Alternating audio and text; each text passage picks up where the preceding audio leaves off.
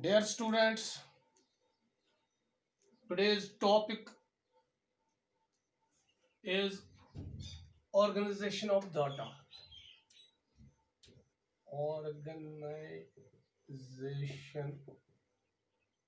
of data. You know that when we go for collecting data, we collect it in a form that's called raw form. Raw form. Raw data जिसको हम कहते हैं. Whenever we get some data, collect some data, collect some information from our society, that is raw data. Then we put that data in an organized manner. हम data लाते हैं कहीं से, society से, school से डाटा लाएंगे, अपनी village से data लाएंगे, किसी कम्युनिटी से कोई डाटा जब हम लाते हैं तो वो रॉ फॉर्म में होता है, वो एक ऑर्डर में नहीं होता है. तो उसको मीनिंगफुल बनाने के लिए, ताकि रिजल्ट ओरिएंटेड हो, ताकि वो फायदेमंद हो, we are to organise it. उसको हम ऑर्गेनाइज करते हैं. That is called organisation of data. तो रॉ डाटा जो है उसको हम ऑर्गेनाइजेशन ऑफ डाटा कहते हैं. देखिए यहाँ हम लिख सकते हैं ऑर्गेनाइजेशन ऑफ डाटा होता क्या है, तो इंशाल्लाह आपको समझ आ गया. Refers to the arrangement of figures. It refers to the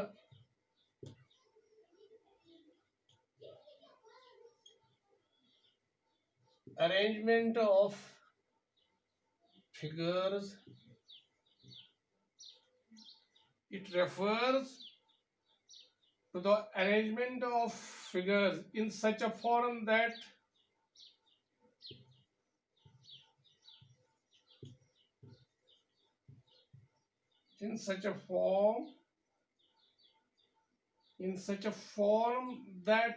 comparison of the mass of similar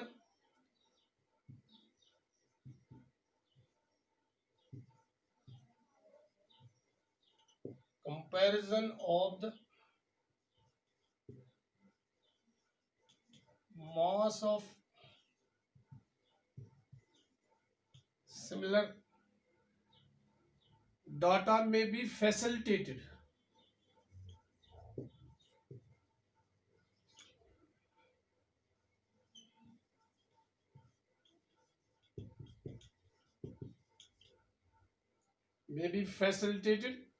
And further analysis may be possible.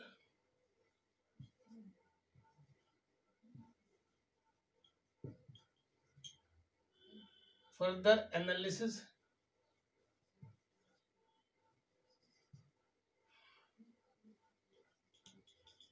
may be possible.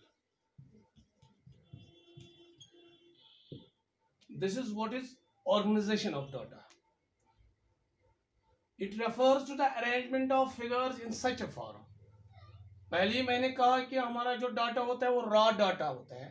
हम डाटा लाते हैं वो ऑर्गेनाइज्ड फॉर्म में नहीं होता है.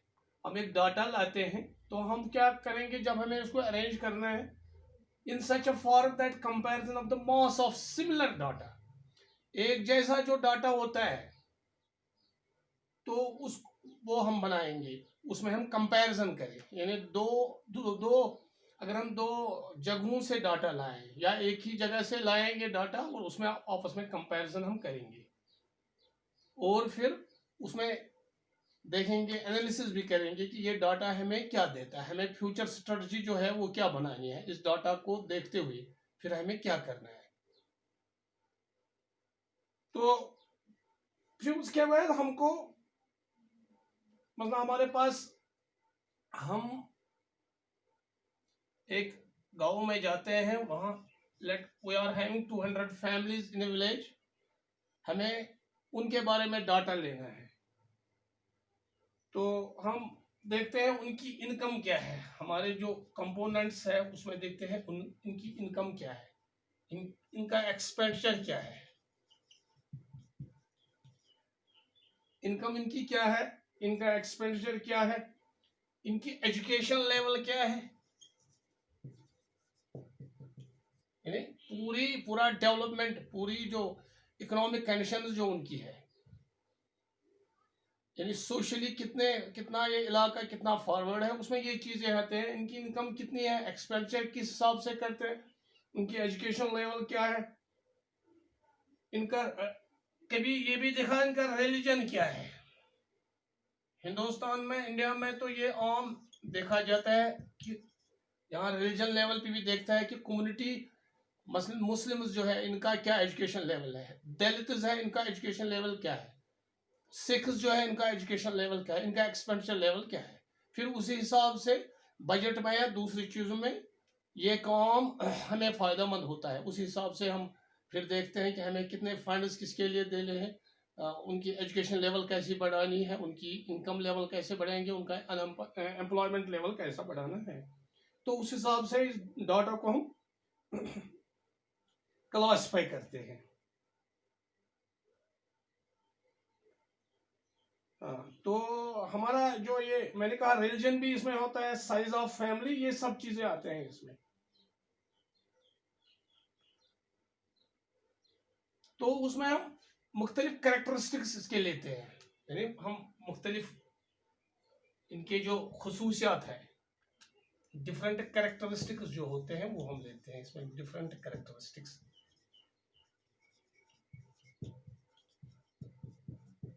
ये हम लेते हैं इसमें से। अब फिर हम क्या करते हैं, जब हम ये ऑर्गेनाइज करते हैं, पहले ऑर्गेनाइज मैनर में जब लेते हैं, फिर वहां से क्लासिफिकेशन स्टार्ट होती है। जैसे मैंने कहा कि अगर हम एक फैमिली जो है वो लेंगे, उसमें उनकी एजुकेशन लेवल दिखाएंगे, उनका रिलीजन दिखाएंगे, उनका एक्सपेंडिचर दिखाएंगे, उनकी इनकम दिखाएंगे, तो फिर हमें उसको क्लासिफाई भी करना है। क्लासिफिकेशन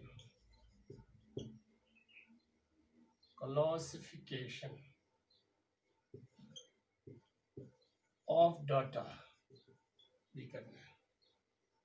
मतलब हमारी जो फैमिलीज है, अगर हम 200 फैमिलीज का लेंगे, उसमें देखना है हमें एजुकेटेड फैमिली कितनी है, ये एक बनाएंगे एक क्लास में एजुकेटेड फैमिली, ये हमें देखना है। अनएजुकेटेड कितने हैं, इसको कैसे हम क्लासिफाई करेंगे, अनएजुकेटेड, एजुकेटेड। फिर देखेंगे रिच फैमिली कौन है, रिच, ये भी एक क्लास है, क्लासिफिकेशन करेंगे इस हिसाब से। और फिर देखेंगे पुअर फैमिली कितने हैं। पहले मैंने कहा कि हम एक, जब हम डाटा ऑर्गेनाइज करते हैं तो किस हिसाब से करते हैं, पहले तो रॉ डाटा होता है, फिर हम देखते हैं जब हम डाटा निकलते हैं उसमें हम डिफरेंट कैरेक्टरिस्टिक्स जो उनके हैं, मतलब हम देखते हैं उनके रिलीजन क्या है, उनकी इनकम क्या है, उनकी एक्सपेंडिचर क्या है, उनकी उनकी एम्प्लॉयमेंट लेवल क्या है, उनकी लिटरेसी रेट क्या है, ये चीज़ें हम देखें। फिर और इसमें आता है क्लासिफाई करते हैं, मतलब हमारी एजुकेटेड फैमिलियाँ कितनी है। If we are having 200 families in a village, उसमें एजुकेटेड फैमिलियाँ कितने हैं, अनएजुकेटेड कितने हैं, रिच फैमिली कितने हैं और पुअर फैमिली कितने हैं। This is what is called classification. So ये जो क्लासिफिकेशन है इसमें हम ग्रुप बनाते हैं। तो अगर हम क्लासिफिकेशन लेंगे, classification of grouping of related factors जो है, जो हम क्लासिफिकेशन कहते हैं, क्लासिफिकेशन इज क्लासिफिकेशन फिर हम जब डाटा का what it is, classification is the grouping of related factors,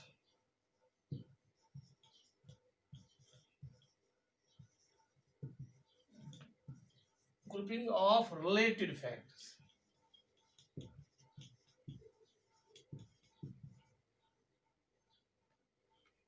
Classification is the grouping of related factors into different classes.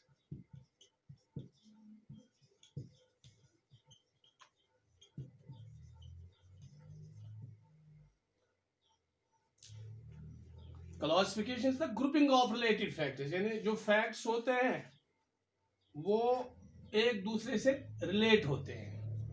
अगर हम इनकम की बात करें, फिर हम एक्सपेंडिचर की बात करें, इनकम जब देखेंगे फिर उसी हिसाब से एक्सपेंडिचर देखेंगे, फिर इनकम और इनकम से हमें ये मालूम होगा कि ये पुअर फैमिली है या रिच फैमिली है, क्योंकि रिच फैमिली में ज़्यादा एक्सपेंडिचर होगा, ज़्यादा इनकम होगी, और पुअर फैमिली में ज़्यादा कम इनकम होगी तो एक्सपेंडिचर ही कम होगा। तो उसी हिसाब से हम ये क्लासिफाई करते हैं। मसलन ये है एक इकोनॉमिस्ट है, उसका नाम है कॉर्नर। कॉर्नर इस क्लासिफिकेशन के बारे में हमें अपनी एक डेफिनेशन देता है कि ये क्लासिफिकेशन है क्या।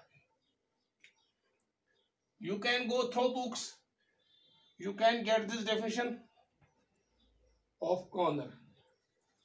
Classification is the process of arranging things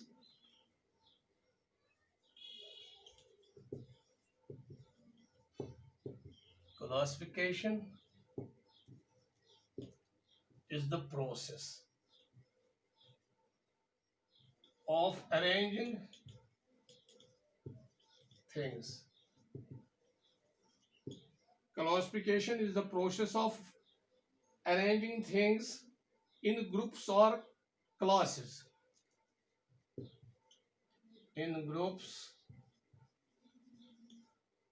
or classes.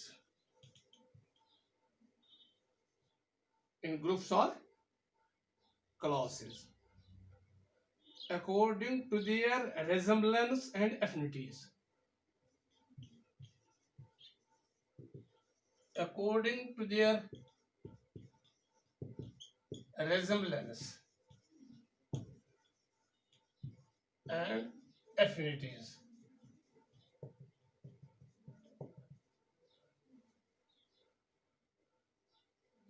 And gives expression to the unity of attributes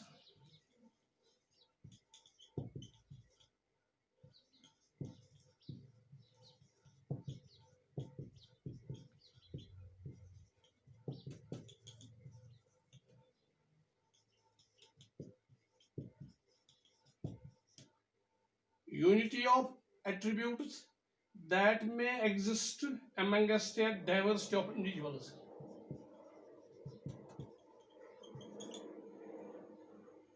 That may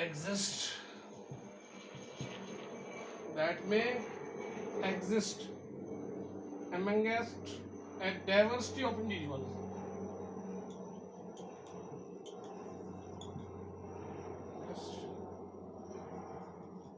The diversity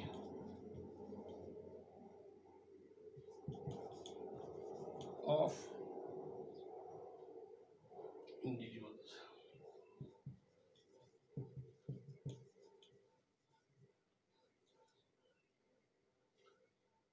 Classification is the process of arranging things in groups or classes according to their resemblance, similarity. You know what? When we are having the same things, same attributes, same characteristics, उसको हम अलग classification करेंगे। मसलन हमें देखना है कि इस इनकम लेवल में कितने लोग पढ़ते हैं, उनको हम अलग रखेंगे। अच्छा, एक्सपेंडिचर जो है वो इतना इस लेवल तक, मसलन हम इस हिसाब से कहेंगे कि 100 रुपीज एक्सपेंडिचर कहाँ होता है, तो वहाँ हम उनको अलग रखेंगे। ऐसे ही हम फिर देखेंगे रिलीजन में किस रिलीजन की क्या इनकम लेवल है, एक्सपेंडिचर लेवल है, वो अलग रखेंगे। तो जहां रेजेम्बलेंस एंड एफिनिटीज हो, ये दो चीजें, resemblance and affinities, it gives expression to the unity of attributes, यानी जो एट्रीब्यूट्स जिनमें एक जैसे एट्रीब्यूट्स जहां हो उनको एक डाटा में रखेंगे। दैट में exist among the diverse individuals. जो इंडिविजुअल्स जो है वो डाइवर्स है, यानी जो आपके कैरेक्टर्स है, एक जगह एक है, दूसरी जगह दो है, दो तरह के हैं, फिर वो आपस में नहीं मिलते हैं। तो जो मिलते हैं वो अलग रखेंगे, जिनके रिजेम्बलेंस एक जैसे हो वो अलग रखेंगे, ताकि एक पूरा क्लासिफाइड डाटा, एक ऑर्गेनाइज्ड डाटा हमें मिले, ताकि हम आगे वाली स्ट्रेटजी उस डाटा के हिसाब से बनाएंगे। ये होता है organisation of data and classification of data. अब इसके ऑब्जेक्टिव्स है, हम क्यों डाटा क्लासिफाई करते हैं ये हमें देखना है। Why we are classifying data, इसकी क्या वजह है, इससे हमें क्या फायदा मिलेगा, ये 2-3 पॉइंट्स हैं जो आप याद रखेंगे।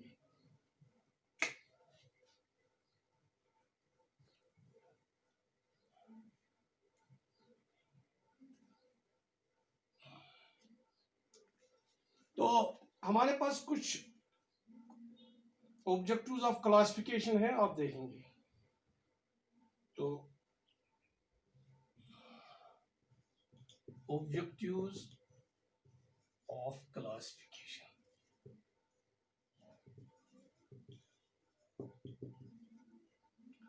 तो नंबर 1 जो ऑब्जेक्टिव है, इट इज सिंपलिफिकेशन एंड ब्रीफनेस।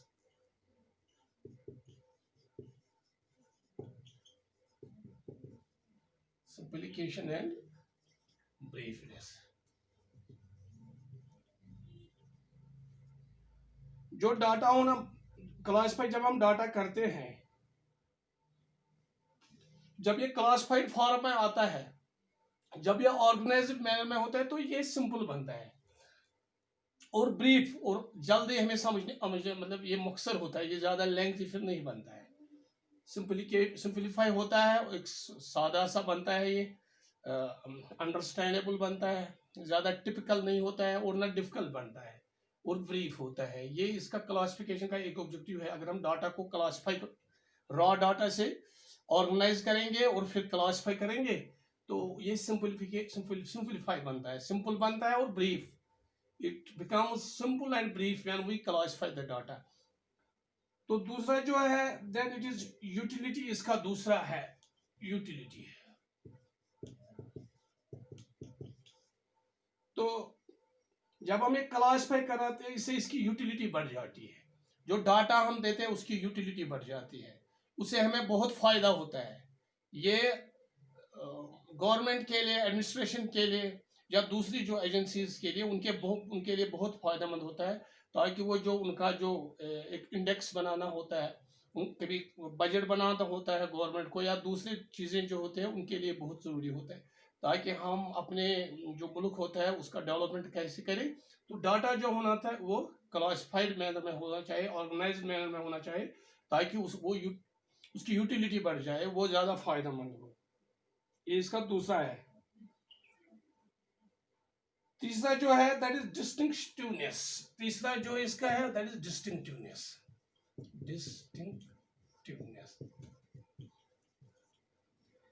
तो डिस्टिंक्टिवनेस जो है, क्लासिफिकेशन जो है, वो जो डिफरेंस इसमें होते हैं वो निकालता है डिफरेंस, यानी what is there difference between the to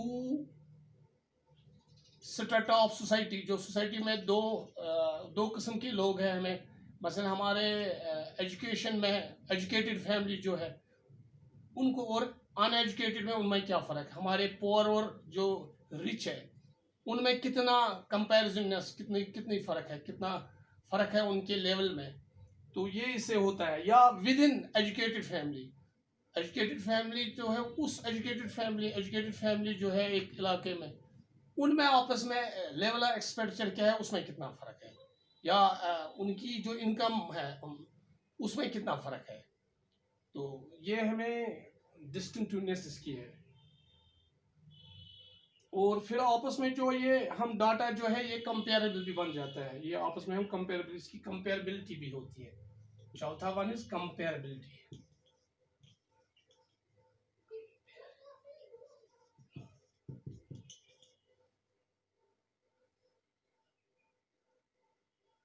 और क्लासिफिकेशन से एक और चीज का होता है, ये अट्रैक्टिव बनता है। इफेक्टिव और अट्रैक्टिव एक और चीज है, ये अट्रैक्टिव बनता है जब हम इसको डाटा को, रॉ डाटा को अट्रैक्ट, ऑर्गेनाइज करके, क्लासिफाई करके, ये अट्रैक्टिव बनता है, अट्रैक्टिव। और साथ साथ ये हमें इफेक्टिव यानी असरअंदाज भी, पूरा असर होता है, इफेक्टिव। यानी जो हमें डाटा सामने होता है ऑर्गेनाइज्ड मैनर में, क्लासिफाइड मैनर में, तो वो बहुत ही इफेक्टिव होता है, वो बहुत ही रिजल्ट ओरिएंटेड होता है। उससे हम बहुत से रिजल्ट्स, बहुत सी चीज़ें वहाँ से निकाल सकते हैं, ताकि हम अपने मुल्क की या जिसके लिए वो है वो उसमें हम तरक्की करें, उसमें हम प्रोग्रेस करें। तो चाहे बजट बनानी हो, चाहे किसी कंपनी को अपना आने वाला जो फ्यूचर है उसके बारे में हो, या एक सोसाइटी में हमें देखना हो हमें क्या करना है, कितना किस लेवल में, किस फील्ड में हमें खर्च करना है, कहाँ हमें क्या करना है, कहाँ ज़रूरत है चेंज करने की। तो ये क्लासिफिकेशन ऑफ डाटा जो है ये हमें यहाँ मदद करता है। This is all about this organization and classification of data. Hope you may have gone through it. आप घर पर किताब भी दे सकते हैं, वहाँ आपको ये चीज़ें सब चीज़ें मिलेंगी इंशाल्लाह। Thanks once more.